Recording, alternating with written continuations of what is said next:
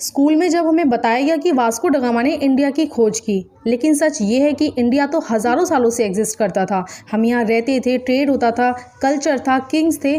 तो फिर Vasco da gamma ने आखिर क्या डिस्कवर किया?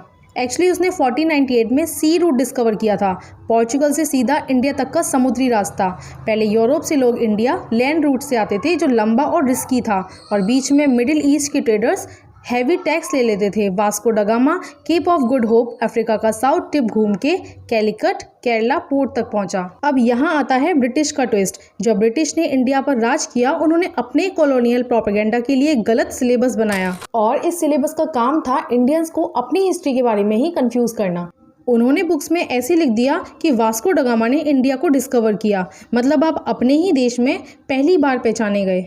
ये एक साइकोलॉजिकल ट्रिक थी। लोगों को लगने लगे कि हमारी हिस्ट्री उनके आने से शुरू हुई है। रियलिटी में तो इंडिया उस टाइम एक ग्लोबल ट्रेड हब था। स्पाइसेस, टेक्सटाइल्स, जेम्स सब यहाँ से जाता था यूरोप तक। ब्रिटिश ने ये नैरेटिव इसलिए बनाया क्योंकि अगर इंडिया को लगता कि उनका इतना ग्लोरियस पास्ट था, तो उनमें रेजिस्टेंस यानी कि विरोध का स्पिरिट ज्यादा होता, और इसलिए उन्होंने एक ऐसा एजुकेशन सिस्टम डिजाइन किया जिसमें आप अपने ही पास्ट को अंडर एस्टिमेट करो और उनको सिविलाइजर समझो।